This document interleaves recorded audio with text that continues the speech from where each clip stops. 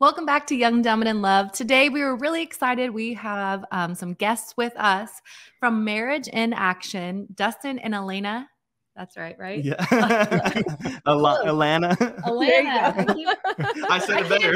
I can't do it. Alana. I can't do it. I think we're going to keep that. That's great. That's I love it. I love it. I'll go by Alana.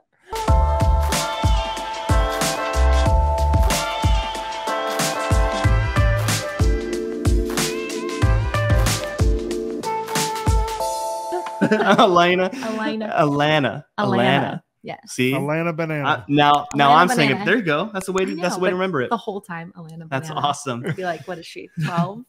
That's what. No, that's programmed in my phone when we first started dating. Oh, there you go. See, there you go. So smart. So smart. Well, hey, why don't you guys just take a moment? Why don't you tell our audience and tell the people that we have been talking to just about who you are, where you come from, what you do with Marriage in Action. We let's start with this. Have y'all ever seen what was the movie? What did we just watch with Priscilla Shire? Overcomer. Overcomer. Okay. So you know how, I don't know if y'all have seen this movie, but the guy in the hospital says, "Who are you?" And that really challenged me because everybody will say, "Oh, I'm married, I'm work." So, but I'm going to start out right and say, we love Jesus. That's who we are. We are definitely just lovers of the Lord. And we met in college 19 years ago. We got married less than a year later. So we've been married 18 years and have 2 boys. We live out in the middle of nowhere. For the last 5-7 years, maybe longer, we really felt like the Lord was asking us to start some sort of marriage ministry. And we just laughed because we were like, who do you think you are, Lord? Because we have not been married long enough to know what we're talking about. We don't have one of those crazy stories. I feel like a lot of people in the marriage world, as far as coaching goes or counseling goes, that we see online, a lot of them have been through affairs or they've been widowed or they're overcome some obstacle. Yes. We call that street cred. Street cred. And there you go. We have no street cred. So we kept saying, Lord, what could we offer? And it wasn't until last year, I think we both just really, it was like we kept ignoring God's prompting for too long, where he's so patient anyway. But just to be like, that's the point. You don't have street cred for the horrific. You have street cred to show people that marriage can be just like this. You don't have to go through the horrific. You don't have to go through, you can go through still stressful times, but you don't have to be somebody that battles that in order to teach people that marriage can be awesome from the beginning. You can go through ups and downs, but this is how you do it the way the Lord wants you to do it. And so we obeyed many years after we were supposed to, right? And so we jumped in and launched Marriage in Action simply because we believe that action is where it's at. A lack of action or the wrong action can lead to good or bad things in marriage. And so that's where the name came from. We do most of just the fun stuff on Instagram. We do marriage coaching as well. And here we are a year later, still just like, Lord, use us however that looks. Yeah. That's so good. I love that. I know we were, and you guys also have a podcast. I know you haven't done, you've done what, like 5 episodes? So are you wanting to do podcasts? Yeah. Well, technically 5, but we only have, I think, published 4 of them because or maybe 6 and technically 5. I don't know what it is. Yeah. One of them we just scrapped. We were like, no, this isn't us. And that's when we really kind of found our way and just was like, let's just be ourselves and not be all professional. Yeah. Yes. We definitely want to be more consistent with that. It's just we're not self-disciplined yet. So many things. It's like there's so many things too. Yes. Yeah. Well, but we loved it. I love that. So we're so honored that you've invited us, and we look forward to this conversation. I know it's so fun. I love that. Once we kind of similar to you guys. Like we've always said, oh, young, dumb, and in love, because we were 16 and 18 when we met, and then we got married at 18 and 20. So we were, we knew that was dumb. we were like, everyone's going to think we're so dumb. People were like, oh, I bet she's pregnant. They were making bets. They were making but bets. I mean, we were in the church. We were not pregnant. We just were in love and wanted to get married, and same kind of thing. I mean, we've walked through different seasons, but nothing horrific or, overly crazy that would be like, oh, that's our thing to talk about, is that one thing. But just a passion to build better marriages, and that we have been married for 16 years, and we're like, we love being married. We're best friends. We still want to wake up in the morning and be together, not to say it's always perfect, but to show people a different side of marriage. Cause I think we are so used to, in our culture, seeing marriage in a negative picture, so to show like the next generation, even like, hey, you can meet one person and get married to them and love them, well for a long time, so I love that. So that's awesome. What were you going to say? No, I was just literally just going to go on with you, because with our story, we don't have anything crazy either. I've seen a lot of marriages in the church. Being a pastor for 15 years, we saw tons of marriages that have walked through it. I've walked through people through infidelity. I've walked people through just not even loving their spouse anymore, just because, and they've lost their love for each other. And what that did for us is sparked something inside of us that says, same thing that you guys are saying. We just want to see people and help them realize that you can have a good marriage no matter what it looks like.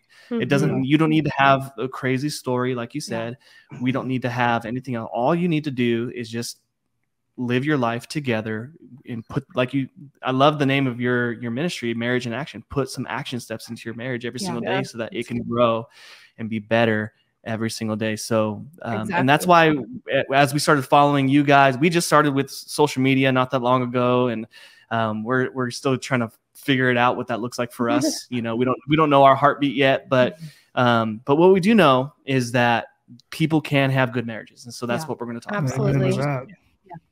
Yeah. And so with you guys, Marriage in Action, you've been doing this for 1 year.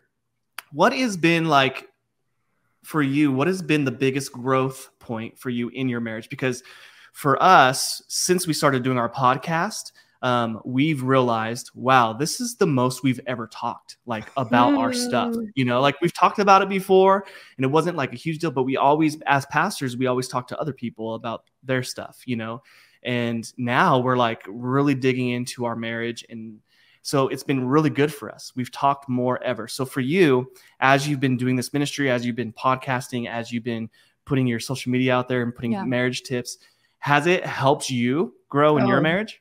I would say absolutely. I mean, I feel like we're more connected than we have ever been before. I mean, this past year has been the most we've talked. I mean, especially with our coaching sessions, like we'll go through coaching sessions with couples, but then we'll kind of talk about things with us that may relate to what we're coaching people through and whatnot. But I just feel like we communicate more, and I feel like I don't know, I just feel like emotionally we're more connected than we've ever been. Well, I will say, I think that has a lot to do with just the obedience. Like when we are following what Jesus is asking us to do, then a lot of times it's like the closer I love that picture of the closer we individually get to him, the closer we are together.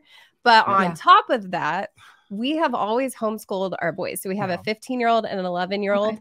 And this is the first year they've gone to school. Oh, wow. So more time together. Yeah. In the last, I think 8 years, we've both worked from home, but the kids have always been here. So to have the kids gone, I felt like we were like teenagers again. I mean, I don't know if I'm allowed to say this on this podcast, but I'm like, sex is a real cool thing. Because then you can go to bed when it's bedtime. You've already got it done.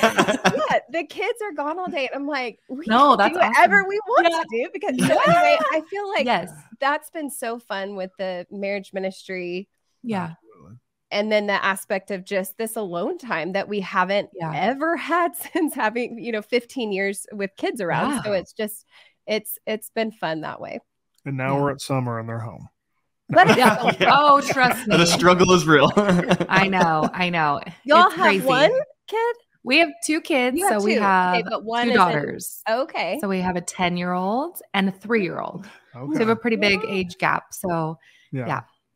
girl parent. I don't know anything about the girls. Yeah, I don't know the stinky boys.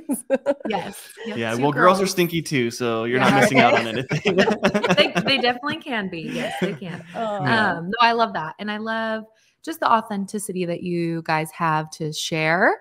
And I wouldn't say I'm a prude. I think I have a harder time talking about sex like in front of people that I don't know. You know what I mean? So I think that's something that as we've done this podcast, Julian's like, we have to talk about sex. We have to talk about sex. And I'm like, like I can do it. Like if someone were to come and ask me, you know, one-on-one or pastorally, we've walked people through every single thing you can think of or never want to think of. We've had a conversation with people, you know, from younger people to older people to, everything. And I was totally comfortable with that, but it's talking about it and not knowing who's listening to it or whatever. Right. It's like a weird thing for me, but I know you guys talk about it a lot. Yeah. Toys, tongues, and hiney holes. Yeah. He didn't let me name it that. I know. But it's underlying there. It's so good. I was laughing so hard when we listened to that one. We had to keep our headphones in though, because I was like, we can't let the kids. I was dying laughing. But I appreciate that you guys want to talk about sex from a godly standpoint because sex is good and it can be very, very good. Well, and I think that's one of the things that we see in our culture today is just that no one really talks about sex in a healthy marriage that's thriving, that's enjoyable, that the two people still want to see each other naked, have sex. And I think that gives people hope. And I think that is the thing that so many marriages are lacking is hope. And when you lack hope in anything, but specifically sexuality with your spouse, that's where you start to see those things creep in, you know, like pornography or doing things outside of marriage that, you know, are deemed sinful or not right, you know? So I love that you guys talk about that. And, you know, even if he doesn't let you name it hiney. Well, yeah. And the generation that raised us really, they were raised not to talk about it. So we weren't really raised to talk about it. So we feel like we really need to share and speak about these things. No, and I think kids are still kind of taught that. I don't feel like it's as bad as purity culture back in the 90s. But I still feel like kids are taught, oh, don't talk about that. That's gross. Why would you ever think that? You know, why would you ever look at that? Like anything like that. And then all of a sudden you get married and you're supposed to love this thing that you've been told is disgusting your whole life. Yeah. And so it's not, I have a heart just for also teaching, I know I've done it a lot on the side versus like on the marriage platform, but teaching parents to talk about it differently because I really want to see marriages thrive. And there's so many hangups in marriages because of the way that they were always talked about regarding sex, that people are embarrassed. They feel shame. They feel like they're doing something bad. And so, that's a big topic, a little too much at times, I think, for some people, but we're here for it. Yeah.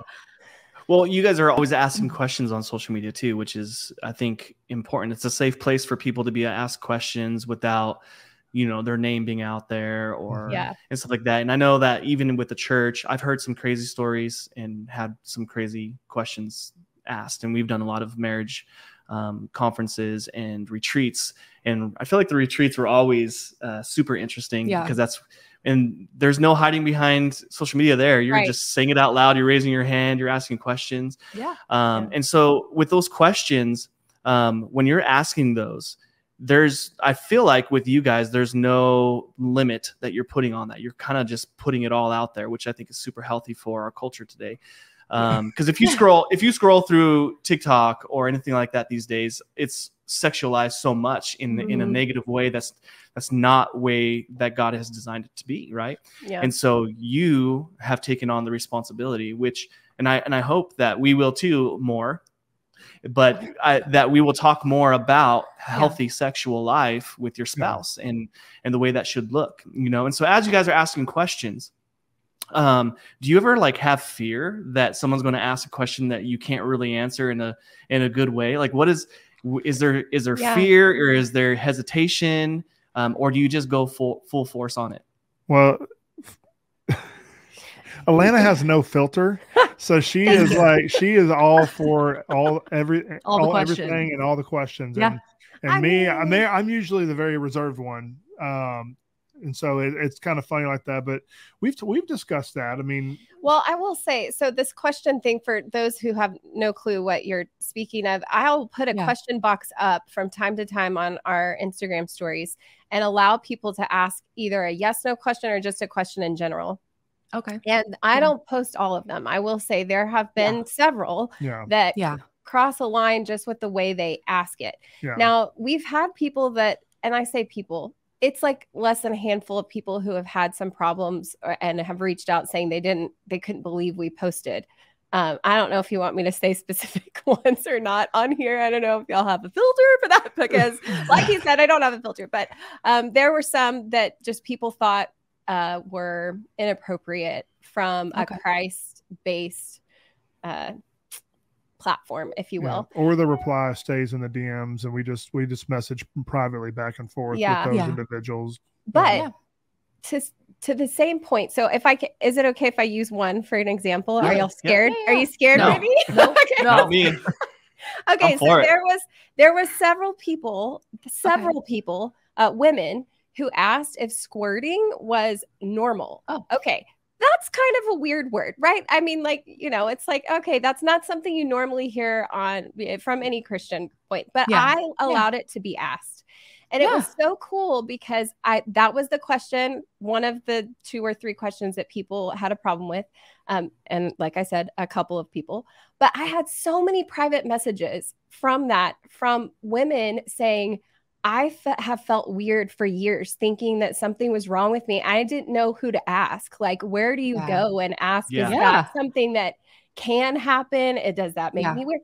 Like all these people. And then I had several women who say that they're virgins, they're not married yet, they're about to get married, and they have learned so much because they were so scared about things. And so to answer that, I don't really have a fear in when people ask questions, because not every question gets posted. We have the ability to filter through that. So there have been some people who have worded it very vulgarly, like, or foul language or something like that. And I'm not going to allow that. So the fear isn't there. I think I still deal, if I'm honest, with fear of I am a people pleaser and I'm trying to work really hard on caring more about pleasing God than pleasing people. And I catch myself in that a lot. Like when I had the couple of people who had an issue with it, I'm like, oh my gosh, like, am I doing something wrong? I prayed about it. And I'm just like, look at the freedom that people are getting. Like, that's what I kept hearing from the Lord is like, you are using discernment in this. This is topics that people, especially in the Christian world, don't bring up. And look at the freedom people are getting from this. So that's the only fear like, am I going to disappoint somebody? I guess. But I've always not been the people pleaser. I'm always the one that can kind of take the emotion out of everything. So I always, which is a great balance. Her, like, and it's exactly. And so I always tell her, you had so many more positive responses than those negative. I mean, I think literally there were only a handful of negative responses. Yeah, and there were literally hundreds of people who were saying, thank you so much for this. It just outweighed the negative so much that I think that really helped her a lot as well. Yeah. So no, I think that is, I think that's such a valid thing, is it's hard to take the opinion of man out of it, and I think that's with any ministry.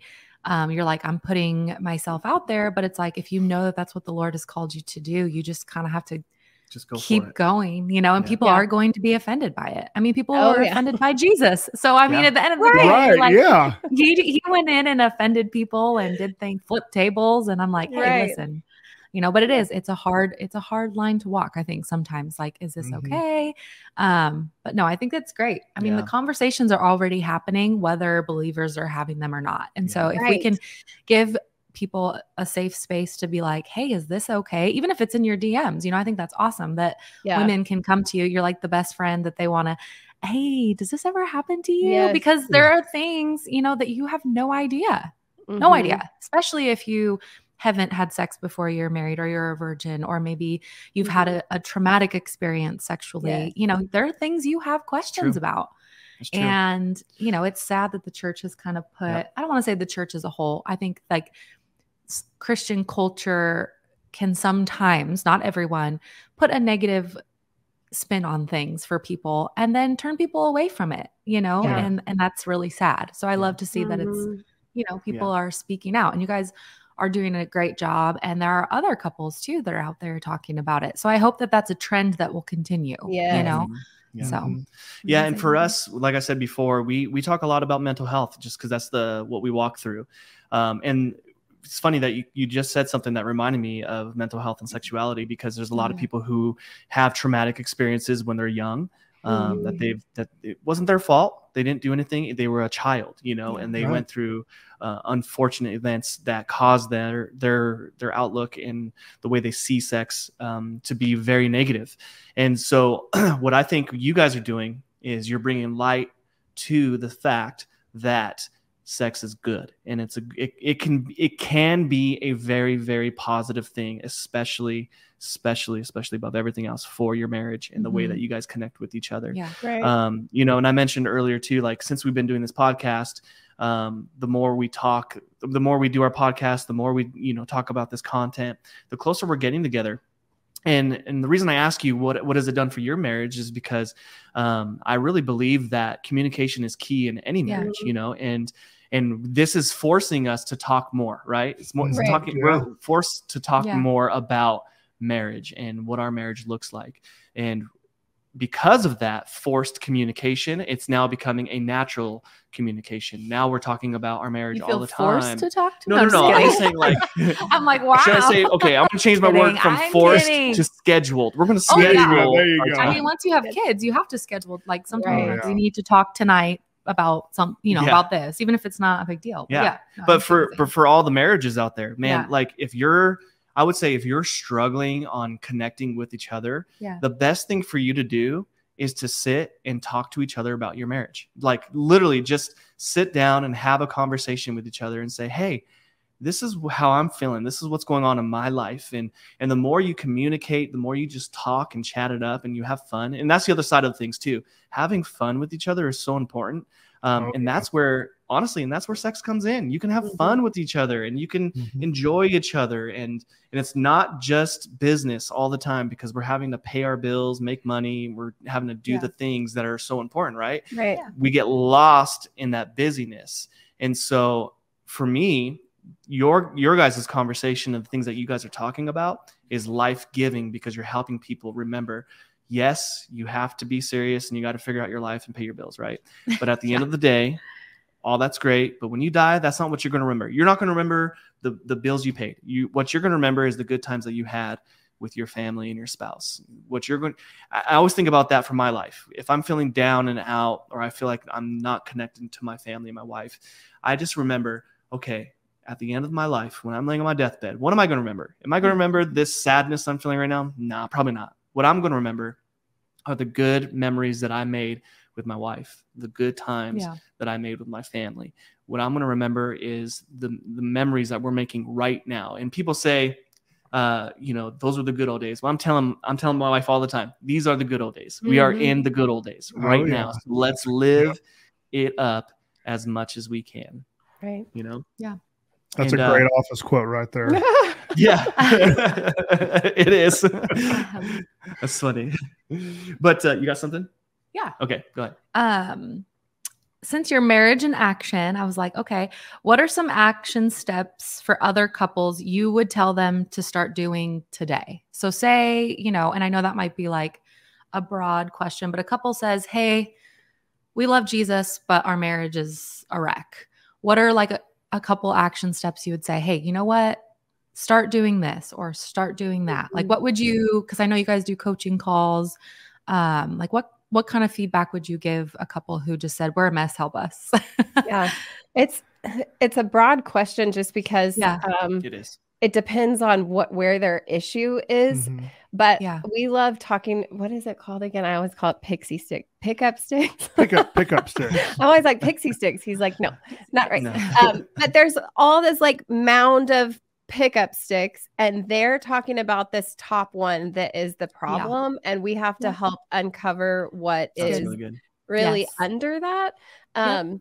But just like you said, Julian, as far as communication is key, we say that, I feel like, until we're blue in the face to everybody we talk to, because really communication comes, like, it's under every single pile that of any couple we've ever coached. It's always an issue somewhere along the way, whether they're nervous about talking to each other about sex or things that they want, things that they're frustrated with parenting. Like, it's always a communication factor under that. But if it's just in broad, like if we're just going to say a broad statement of a few action steps anyone can do, we always tell people to pray together. This is something I feel like most couples, most married couples, even Christian couples don't do.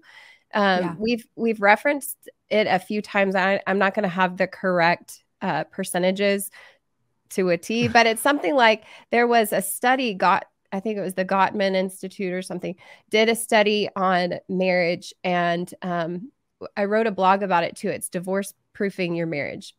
Okay. It's for couples that regularly pray together. And I don't remember what the timeline was, but it was the couples that regularly pray together. It's like less than 1% of those couples end up in divorce. It was talking about the amount in a 60-year period or something like that.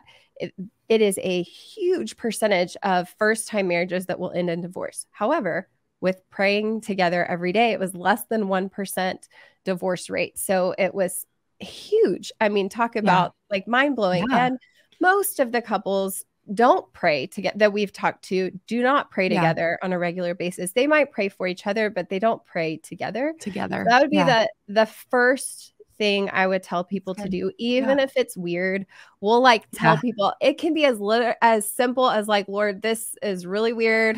I don't really know what we're praying with, because he is that good. He knows to be like, yes, all right. Okay. So that would be the first thing. Another one is like, as far as, I would always say, connect with one another. So we challenge couples a lot to do, whether it's a 20-second hug every day, just standing there, holding each other, to connect that way. Dustin always brings up the love languages to like everybody that we talk to, and make sure that you know your partner's love language and that you're focused on serving them instead of waiting for them to serve you in that love language. It's amazing how many couples know their spouse's love language, but forget how to love them in that love language. I mean, they just completely forget, because it's so easy to love in your own love language that, of course. They just forget that. And then, I mean, some of the fights that we've kind of sifted through with some of these couples are just because they're not loving each other right, per se. And the last thing I would, I could throw in a million action steps, but the last one I would say is to remember that if you are out to win, your marriage will always fail. Like, just even if it's that for that day. But if you're out to have your relationship win, you'll always be successful in that. And a lot of times that's just, people are wanting to be the right one. They're wanting to stand on their hill and say, I'm right, you're wrong. And that gets you nowhere. Like, fight together. They're your teammate, and just fight to say what is right for our marriage to win. I don't care if I'm right or wrong, but what can we do for us to, win together as a marriage, as a couple? That's really good. No, I love those. And I love that they're all so practical. I think that the thing that's scary for people is as they go to seek help, they're like, oh no, what am I going to have to do? But it's like, if you can break it down and just move one to the next, and we always talk about how, like, if you're mad at each other and then one of you goes, okay, let's pray together. How frustrating that can feel. Cause you're like, no, I'm mad at you. Like, I can't be mad at you because the Holy Spirit is going to come in and then I'm going to have to forgive you. And it's just going to be like, but it's so true, because when Julian's like, come here, let me just pray for you, I'm like, oh, well, there goes all, it's great, because that's how it should be. But it's hard to stay mad at someone when they take you by the hand and they pray for you and they seek heaven for you. And so I think that, if people do one thing today, pray together, pray together, seek the Lord together for your spouse separately. Because I think then you start to see them as the Lord sees them. you know, and I think one of the biggest gifts you can do is see your spouse through the eyes of Jesus. Because then even the things that are maybe flawed, you're like, I can have compassion in that. I can see that as a spot of love rather than wrath and frustration, so true. You know? And so, and I think too, just, I mean, everything you guys have said is so great and so real. Just to see that it's an everyday thing, you know, if you can make it a beautiful marriage 18 years later by just doing these things each and every day. So true. It's a consistency thing. You know, it's like we want right now we're the generation of the drive-throughs and the cell phones and everything's just so quick. But it's like a beautiful marriage, a legacy is a long-term, everyday, consistent grind. You know, I mean, it is. Absolutely. And yeah, so true. And then, are you guys familiar with the Enneagram at all? Yes, but I don't know what we are familiar with it, but I don't think I've actually taken the Enneagram test yet. Gotcha. Okay. Yeah. So that's been transformational for us. Like we've really dove into it really hard for a while there. So we know each other's numbers really well. And there's books and resources for you to understand your spouse. And now, like, a lot of people identify themselves as that number, which I would say don't identify yourself as that, because you are a hybrid. And the older you get, the more things change and stuff like that. But it has been super huge for us because we have our love languages, but then we have our personalities, and we've had to learn how to love each other's personalities for what they are, you know, and understand. And that's the other thing too, understanding the person for who they are and the way they think, where they're at. So I would super suggest to you to get into the Enneagram, read the books, understand, you know, any marriages out there. I think it's super huge for them to understand each other.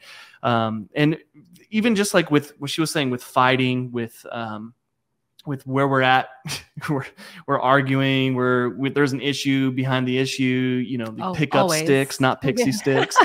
And I like pixie sticks. Pixie sticks are good too. It's like, I don't know, reminds me of Tinkerbell. But like, it's so real with pickup sticks. Like, yes, there is an issue at hand. Okay. But that's never really the issue. Like when we're fighting, typically one of us will be like, hey, what's actually going on? Right. What's really going on deep down inside of your soul right now? Yeah. And it's never me not picking up or putting the laundry into the laundry basket. You know, I call it the sweet spot. It's like, just in case I need to wear it later, you know, you never know. She calls it lazy. And so if that happens and she gets mad at me, that's typically not the issue. It's typically something that happened earlier in the day or the month, or that we didn't talk about and we had to figure out, you know? And so I think that's a great perspective. I think you're 100% right on when it comes to couples and understanding each other's issues and what's going on with each other, you know? And you're right too, Brittany, saying this is an everyday thing. It's just like working out. I am notorious for working out for 2 weeks and then stopping, working out for 2 weeks and then stopping, where she's amazing at working out every single day. Like, it's very good. But here's the thing. It's good for her mental stability. Yeah. And I know that. So I'll be like, hey, babe, take the kids, go work out, get your mind. Take the kids. Yeah, I'll take the kids. Sorry. I'll take the kids. You go work out so that you can bring yourself back to who you really are, you know? And but that's trying to save himself, really. Yeah, I'm trying to save myself at the end of the day. Because your laundry is still in the sweet spot. That's why. Yeah. It always is. It is. I like to put it in the sweet spot. You never know when you're going to need to wear it again. I'm like, know? I'm going to start calling I'm going to call that the sweet spot. Because you don't have a sweet spot. I have all this. He's way more clean than I am. So I have all this sweet spots. Okay. But I do have that just in case I want to wear it again later. But just in case later. Just like fold it up and put it on the shelf. I know, right? Mine's just in a heap on the floor most of the time. Yeah. Hey, you know what? We all have our things. So real. Yes. That's what I've learned. So with your social media account and everything that you're doing with Marriage in Action, you have a great website. You have great resources. I think that you guys are doing a very good job. What's been like the funnest part about doing this ministry and starting it up? You guys have been in it for 1 year, but what's been your most favorite part about doing what you're doing right now? I want to hear what you go say. I enjoy the coaching. I enjoy the coaching quite a bit. Cool. That's the most fun. We have some couples that I'm like, man, if you guys lived local, we would be best friends. I love that. Yeah. I mean, there's so much fun. I mean, every marriage has issues, but they obviously have. I mean, we're coaching them for a reason. But I mean, they're just so much fun to. Yeah. Not just one of them, but there's one specifically that we're like, man. And y'all know who you are. Yeah, if you're watching, you know who you are. Yeah. But all the couples that we coached, I mean, it's really fun to help them, because sometimes we get off calls and we're like, man, I don't know how that call. I mean, like, you just on a personal level, I'm like, I don't know how that call went. How do you feel? And she's like, I don't know. And then the couple's like, we feel amazing. Oh. Like, okay, all right. The truth, though. So yeah, that's the truth. Yep. But and it's funny because we've kind of been doing unofficial coaching for years prior. I mean, just with other friends and other couples that we've known and marriage church life groups. Oh yeah, just in general. So I mean, that's always been fun for me, because I'm a people person. I love being around people. I need to be around people. That's where I get my energy, and just doing that really helps a lot with just getting energy from them and just giving them feedback and everything. I'm going to say I love the coaching part, but I think I have had the most fun doing podcasts. Oh yeah. Which that is funny enough, too. Yeah. Because just like you had said earlier that y'all are forced or scheduled to talk more, when we are doing podcasts and it's just the two of us and we're talking about, like, we're really diving deep. Yes. It's like the old days, the olden days where you're dating and you're trying to get to know them, and you're just, the conversations like go down these rabbit holes. And I feel like that's what happens when we're podcasting, because we'll talk about an issue, though it's been like 6 of them, but it's like something where we just have really, really good conversation. That's been really fun for me. I love that. So fun. All of it's fun. Awesome. Getting him to dance for a reel. Hello. We've had, I know. Here, but I'll do he does them by himself too sometimes. I mean, you probably tell him what to do, but that's okay. Sometimes he'll like say, hey, I made 3 reels, and I'm like, look at you, babe. Like, anyway, but we've had so many laughs. Like, I think I love that. Real, as much as some of them can be frustrating because you can't get your lip sync right or whatever, or the dance moves right. But we have had, it's just, all of it has been really fun, really rewarding. And I have said a million times, I'm so sorry, Lord, why did I wait so long to do this? Because this has just been a blast. And we still try to figure out the algorithm on reels. Like, some reels we're like, oh, this is gonna be great, and then it gets like no views. Some reels it doesn't make any sense. Like, I posted one reel where I almost deleted it because I thought it was so annoying, and it was viewed like 400,000 times in the first like 3 days, and I'm like, oh my gosh, why is anybody watching this? I'm annoyed watching this, but it just, you just never know. I know, it's so weird. I know. That's awesome. No, that's awesome. Can I ask you another question? Are you guys readers? Do you read books and do stuff like that? Don't shake your head. I'm an audiobook person. So am I. We're audiobook people.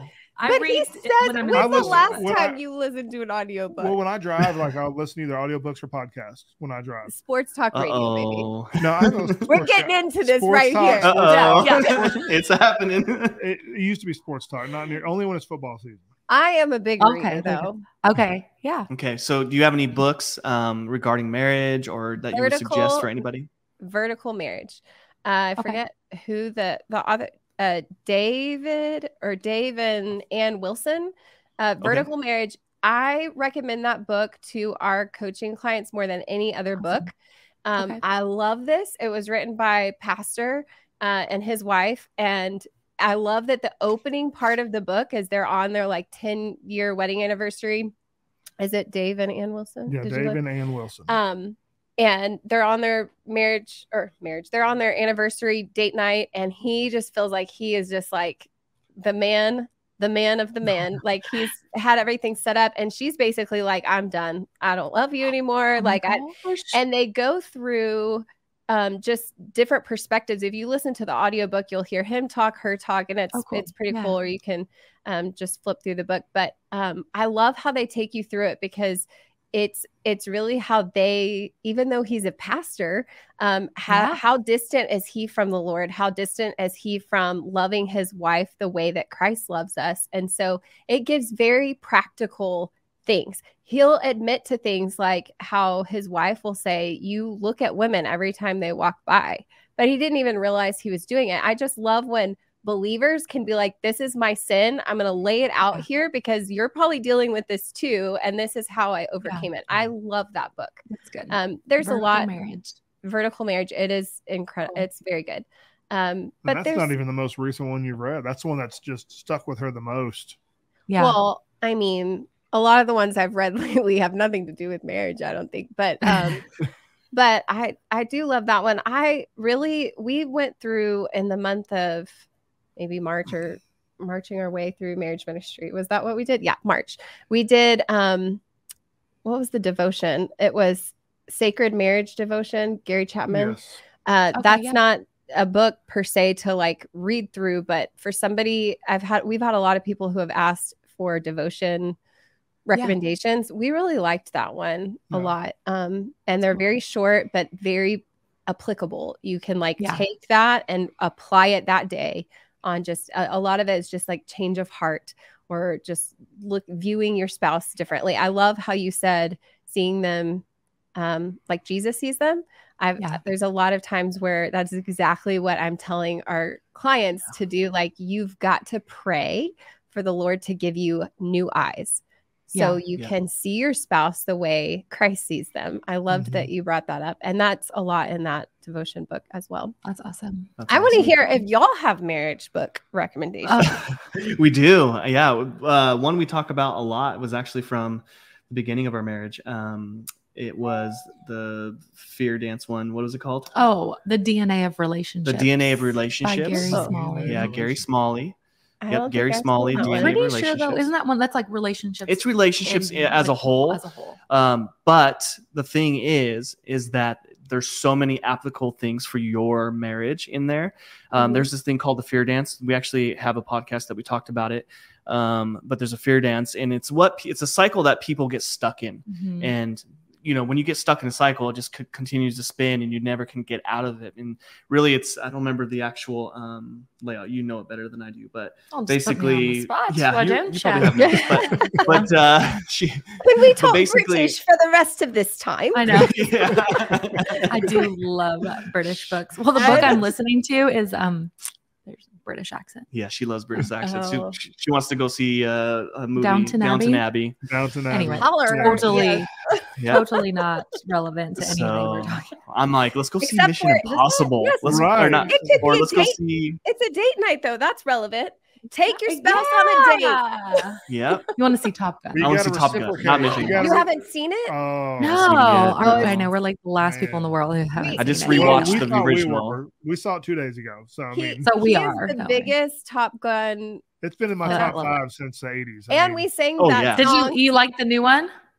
Better than the first one. It's better than the first one. Yeah. I rewatched the first one just the other day, and I was like, I swear this was a little bit more epic than it was. Well, I mean, it's been a while. It's been a long time. 86 was when that one came out. Oh yeah. But DNA of Relationships, the fear dance. She can tell you what it is real quick. I mean, I'll do it quick because then I know. It talks about like a relational crisis being like, I hurt, so I want, I fear, and then I react, and then I hurt you.